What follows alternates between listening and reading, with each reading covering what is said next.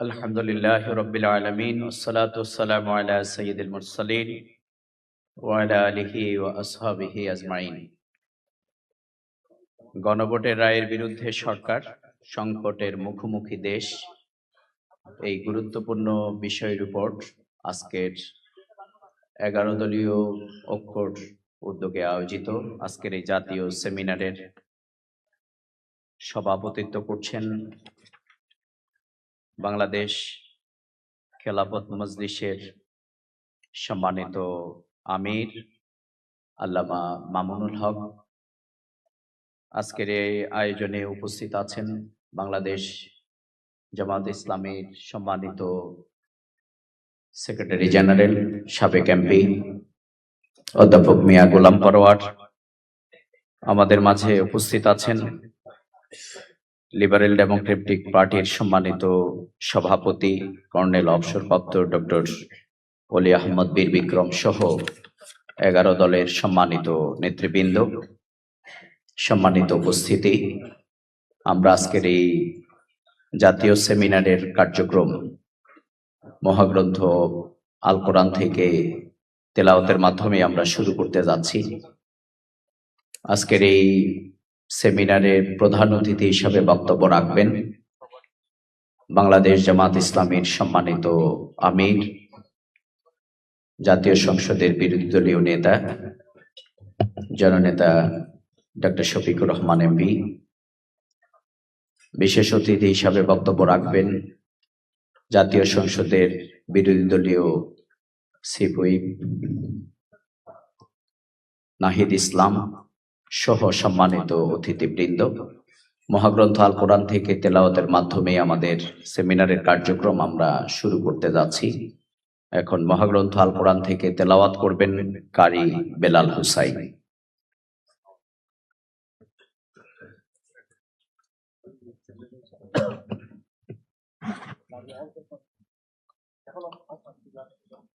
আসসালামু আলাইকুম ওয়া রাহমাতুল্লাহি ওয়া বারাকাতুহু।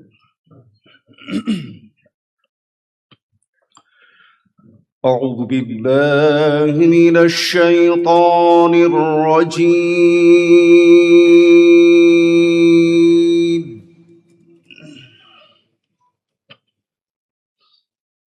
بسم الله الرحمن الرحيم.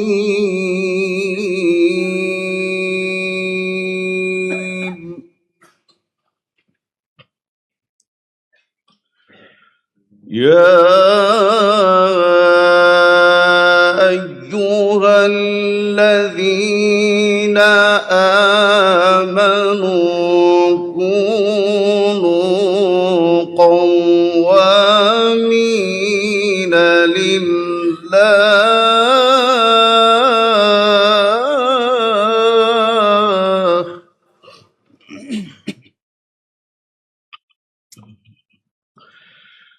كونوا قوامين لله شهداء بالقسط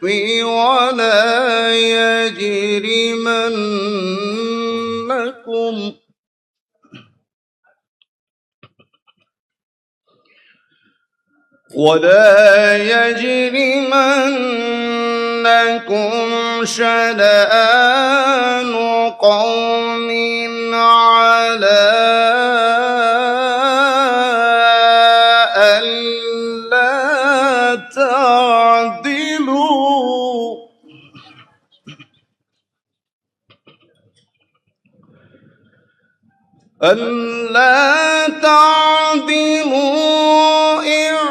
اعدلوا هو أقرب للتقوى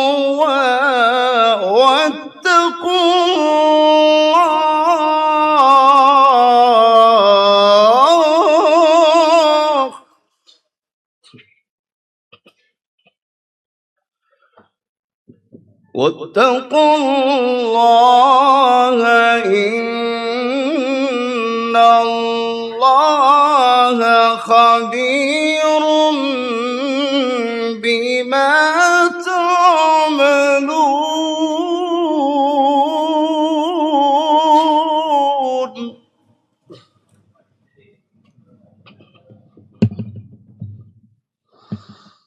وعد الله الذين آمنوا وعملوا الصالحات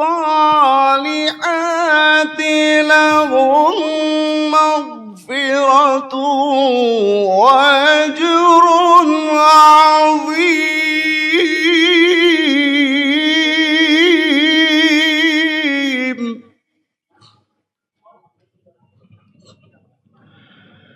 والذين كفروا وكذبوا بآياتنا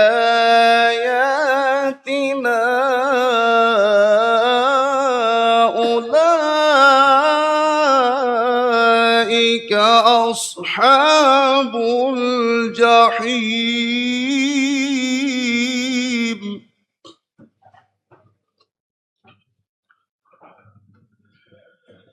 يا أيها الذين آمنوا اذكروا نعمة الله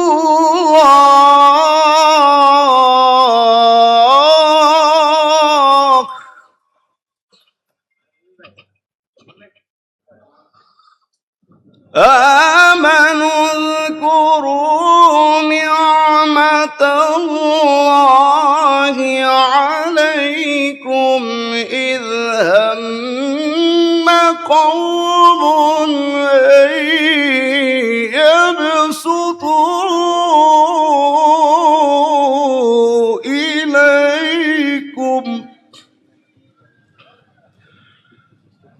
أن يبسطوا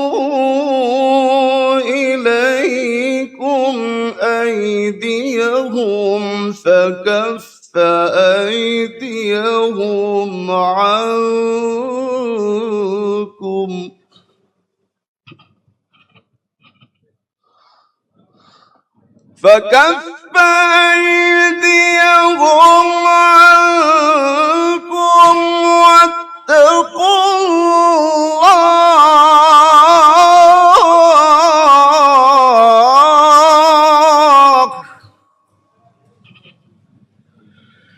واتقوا الله وعلى الله فليتوكل المؤمنون.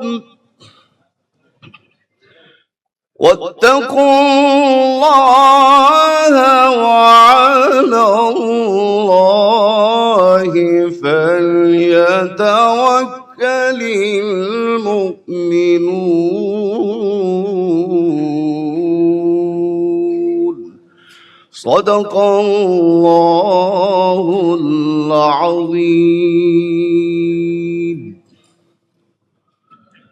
ইরশাদ হচ্ছে, হে ঈমানদারগণ, সত্যের উপর স্থায়ীভাবে প্রতিষ্ঠিত ও ইনসাফের সাক্ষ্যদাতা হয়ে যাও। কোন দলের শত্রুতা তোমাদেরকে যেন এমন উত্তেজিত না করে দেয় যার ফলে তোমরা ইনসাফ থেকে সরে যাও। ইনসাফ ও ন্যায়নীতি প্রতিষ্ঠিত করো, এটি আল্লাহর ভীতির সাথে বেশি সামঞ্জস্যশীল। আল্লাহকে ভয় করে কাজ করতে থাকো। তোমরা যা কিছু করো আল্লাহ সেই সম্পর্কে পুরোপুরি অবগত আছেন। যারা ঈমান এনেছে এবং সৎ কাজ করেছে, আল্লাহ তাদের সাথে ওয়াদা করেছেন যে তাদের ভুল ত্রুটি মাফ করে দেয়া হবে এবং তাদের বিরাট প্রতিদান লাভ করবে এবং তারা বিরাট প্রতিদান লাভ করবে। আর যারা কুফরি করবে এবং আল্লাহর আয়াতকে মিথ্যা বলবে, তারা হবে জাহান্নামের অধিবাসী।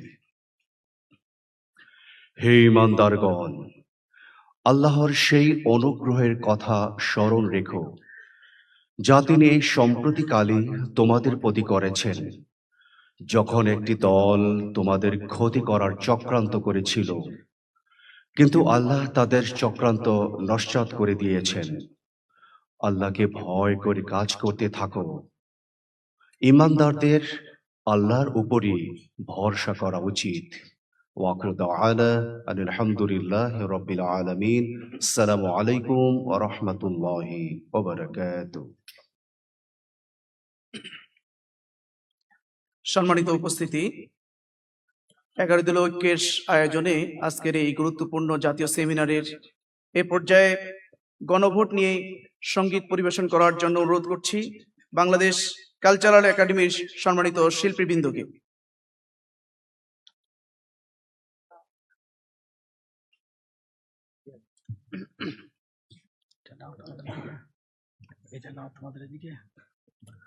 আসসালামু আলাইকুম।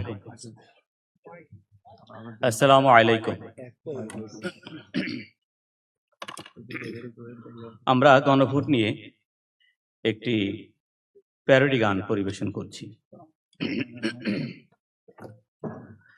কত আশায় বুক বান্ধিয়া সবাই দেশে গণভোটের রায় গদি পাইয়া গেছে ভুলিয়া জনগণকে গোলাম বানাইতে চায়।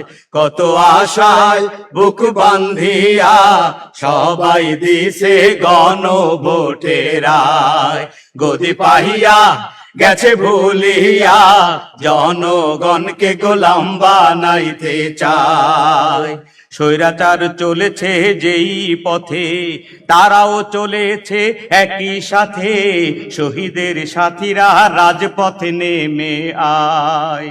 স্বৈরাচার চলেছে যেই পথে তারাও চলেছে একই সাথে, শহীদের সাথীরা রাজপথে নেমে আয়। কত আশায় বুক বান্ধিয়া সবাই দিছে গণভোটের রায় গদি পাইয়া গেছে ভুলিয়া জনগণকে গোলাম বানাইতে চায়। রাজপথে হবে সমাধান, জনগণ বানাবে সংবিধান, ভুলবে না মানুষ কোনো ছলনায়। রাজপথে হবে সমাধান, জনগণ বানাবে সংবিধান, ভুলবে না মানুষ কোনো ছলনায়। কত আশায় বুক বান্ধিয়া সবাই দিছে গণভোটের রায় গদি পাইয়া গেছে ভুলিয়া জনগণকে গোলাম বানাইতে চায়। দেশের মানুষ চরম দুঃখে, নেতায় আছেন পরম সুখে, পরিবার লইয়া সিনেমা হলে যায়। দেশের মানুষ চরম দুঃখে, নেতায় আছেন পরম সুখে, পরিবার লইয়া সিনেমা হলে যায়। কত আশায় বুক বান্ধিয়া সবাই দিছে গণভোটের রায় গদি পাইয়া গেছে ভুলিয়া জনগণকে গোলাম বানাইতে চায়। নেতাই কয় না কোনো কথা, টেবিল চাপিয়ে ঝুঁকায় মাথা, দেশটা চলছে অন্য ইশারায়। নেতাই কহে না কোনো কথা, টেবিল চাপিয়ে ঝুঁকায় মাথা, দেশটা চলছে অন্য ইশারায়। কত আশায় বুক বান্ধিয়া সবাই দিছে গণভোটের রায় গদি পাইয়া গেছে ভুলিয়া জনগণকে গোলাম বানাইতে চায়। কত আশায় বুক বান্ধিয়া সবাই দেশে গণভোটের রায় গদি পাইয়া গেছে ভুলিয়া জনগণকে গোলাম বানাইতে চায়। জনগণকে গোলাম বানাইতে চায়, জনগণকে গোলাম বানাইতে চায়। অনেক ধন্যবাদ।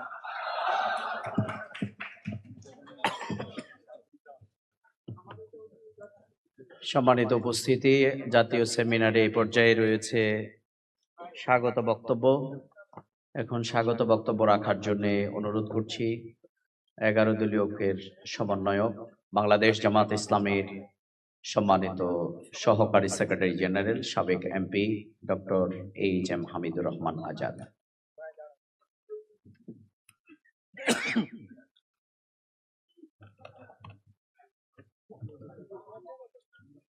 আসসালামু আলাইকুম ওয়া রাহমাতুল্লাহি ওয়া বারাকাতুহু।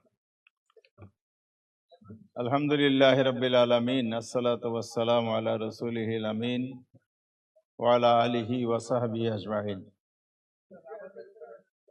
বাংলাদেশের গণমানুষের প্রতিনিধিত্বকারী 11 দলীয় জোট কর্তৃক আয়োজিত আজকে গণরায়ের বিরুদ্ধে সরকার সংকটের মুখোমুখি দেশ, এই শিরোনামে আয়োজিত সেমিনারের সম্মানিত সভাপতি, 11 দলীয় ঐক্যের অন্যতম শীর্ষ নেতা, বাংলাদেশ খেলাফত মজলিসের সভাপতি আল্লামা মামুনুল হক, আজকের প্রধান অতিথি হিসেবে আমাদের মাঝে উপস্থিত হচ্ছেন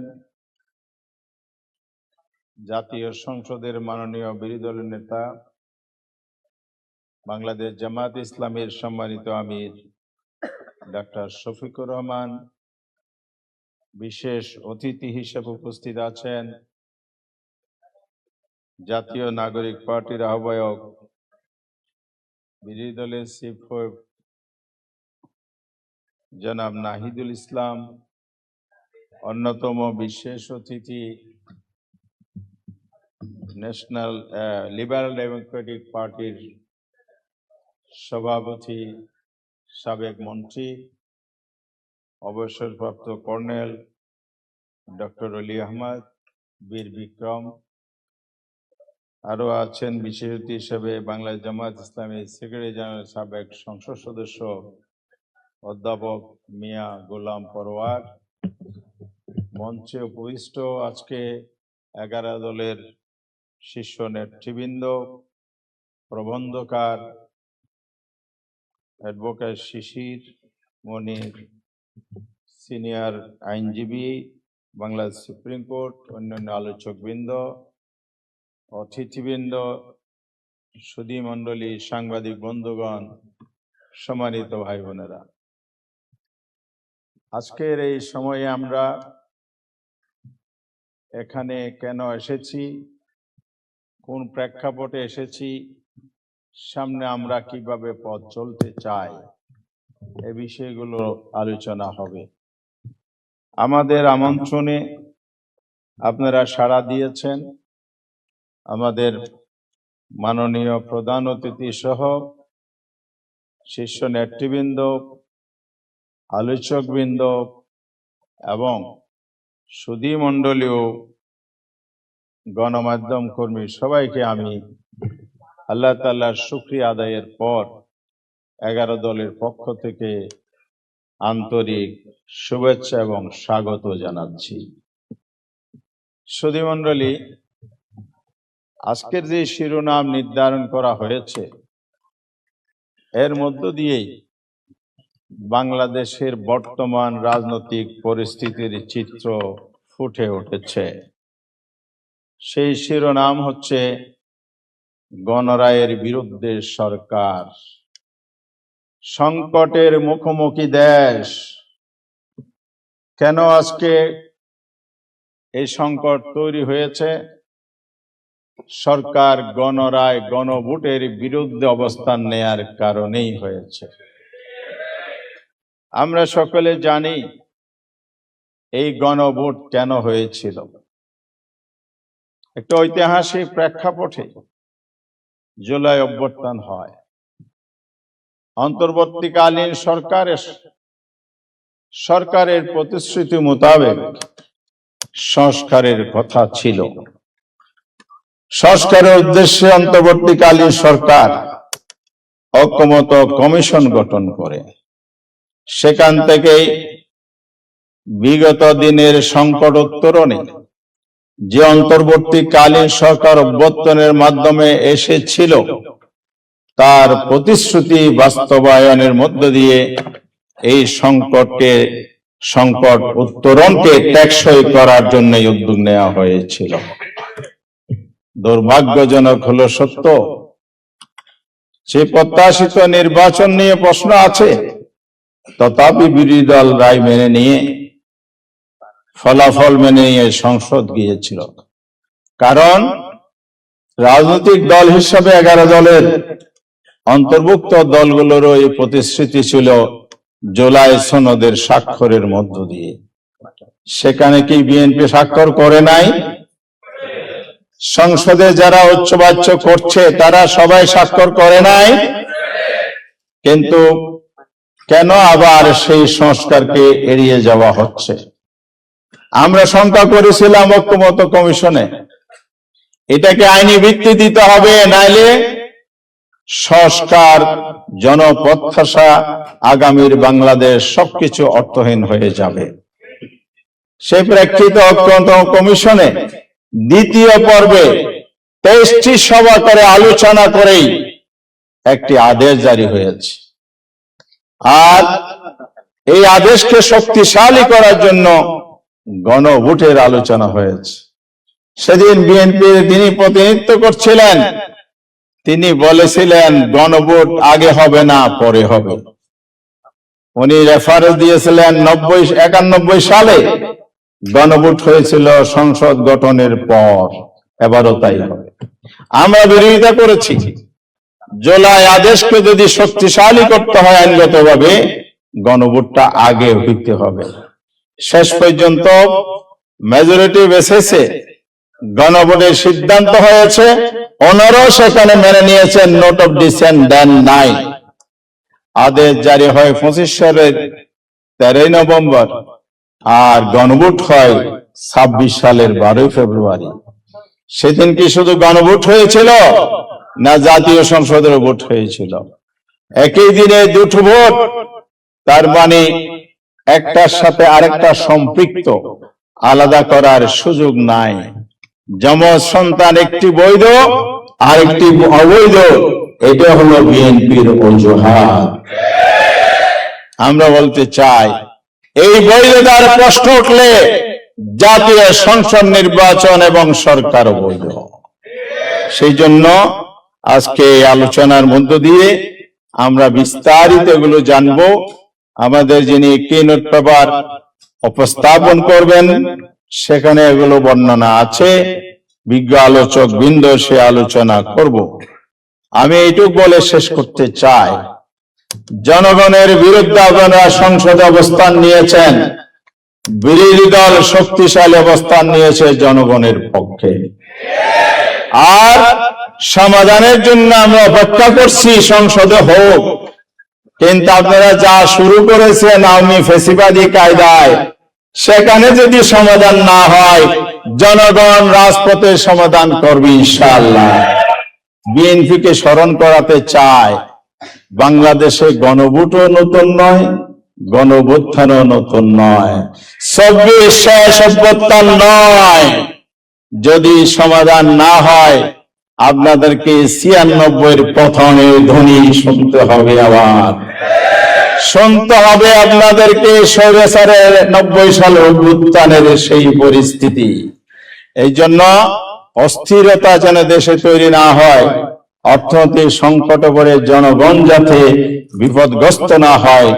দেশকে আমরা ভালোবাসি, সবাই মিলে দেশ গড়ব, এই প্রত্যয়ে সরকারকে আহ্বান জানাতে চাই, দ্রুত সময়ের মধ্যে সংবিধান পরিষদের শপথ নেন, অধিবেশন ডাকেন, পূর্ণ সংস্কার অক্ষরে অক্ষরে বাস্তবায়ন করেন। আর না হলে এই জনগণের মুখোমুখি যে বিএনপি হয়েছে, ইতিহাসের করুণ পরিণতি আপনাদেরকে ভোগ করতে হবে। আর জনগণকে আহ্বান জানাতে চাই, আসুন সকলে মিলে ঐক্যবদ্ধ হই।